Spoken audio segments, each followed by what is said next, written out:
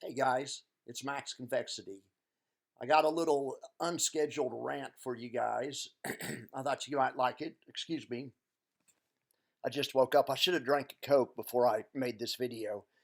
If it's too bad, I'll drink a Coke and make it again. But anyway, this is crazy. So I watched Panda's video on ISPY yesterday. It's a great video, and he has it covered. He really explains how the swap works better than anybody else I've seen try it yet. Way better than anything I tried. Go watch the video. I just had a quick reaction to it. So, and I've been thinking about this several days. It's not just today. The first day they mentioned, the first day they posted a trade. Let's look at the option table. All right, the first day they posted a trade was 3 days ago, and they posted an option that was, I don't remember the exact strike price, but it was like, it was 4 strikes in the money. It was this one down here.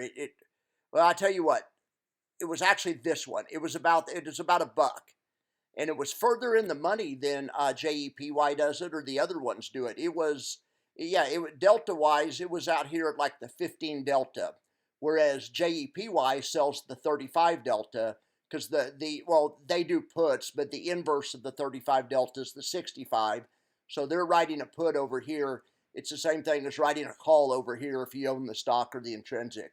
All right, but these darn, so I thought, okay, this is good because this fund's going to give us some more capital appreciation.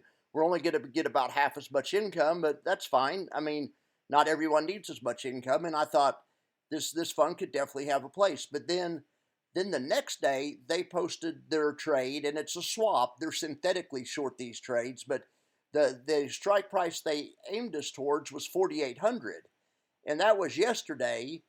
I didn't snapshot it, but 4,800 yesterday would be more like this, would be more like 4,810 today because the market moved 10 points since yesterday.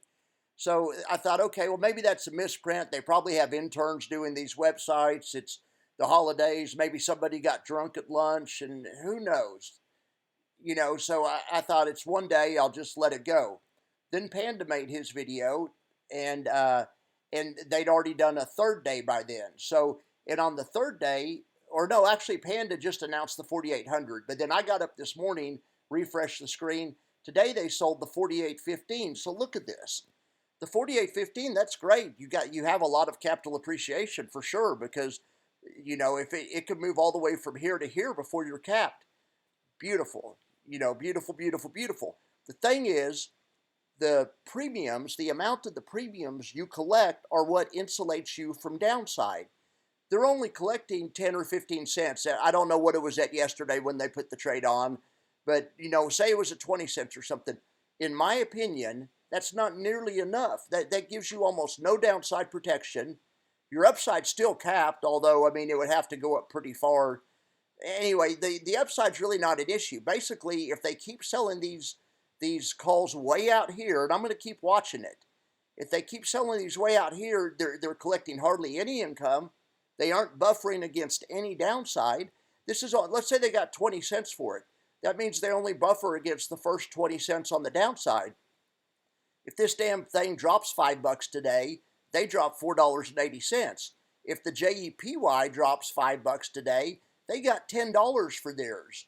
So they, that's a huge buffer for them. That's so that would make their effective drop only like a 4-point drop, because they captured 10 points. Or okay, let's say that if it drops 50 points today, I'm thinking in SPY points, not SPX points. If it drops 50 points today, the ISPY method would be down 48 points or 49 points and 80 cents. So it would get all of the drop, no cushion. But if the market drops 50 points today and you have JEPY, you got about 10 points for it. I could look at the spreadsheet and we could find out for sure. I guess that's the reason we do the spreadsheets. Yeah, you got $10.66. So that's awesome because if you have a 50-point drop, you only get 40 points of that. That's why I get so triggered when people say these funds get all the downside. They don't even get close to all the downside. If you do this right and you sell these big, juicy, in the money options or, a little bit closer strikes on covered calls or in the money options like JEPY and QQQY and IWMY does, that's the way you're supposed to do it. All right, I'm going to start a series on covered calls. That's why I switched my name to the covered caller. And it's gonna be starting in the new year, but we're gonna learn how to do covered calls in depth, and we're gonna paper trade them for the first 6 months.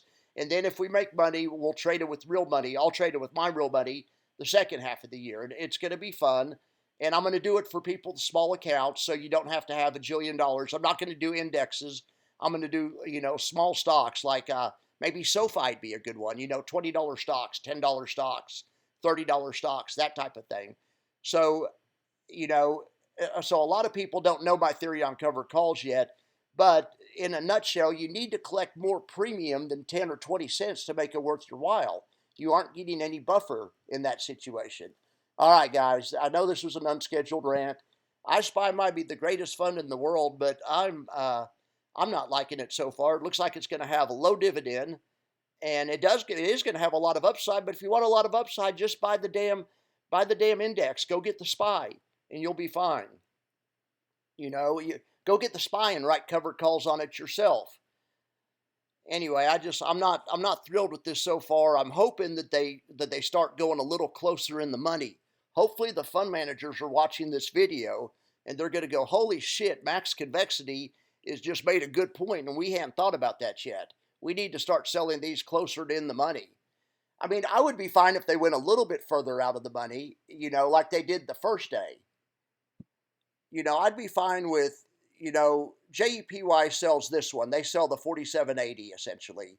So I'd be fine with the 4790. You collect about half as much income, but you have a little more capital appreciation. That'd be fine. But what they're doing, I just don't think it's worth it. Why even sell something for 20 cents? I don't even bother. Just if you're going to do that, just buy the damn, just don't sell anything and let it run. I don't know. Let me know what you guys think. Maybe there's something I'm missing, something I don't see, but that's my 2 cents on it. And for a more complete explanation of how these things work, please go watch Panda's video. I'm going to link it in my description. Thank you so much, and you guys have a great day.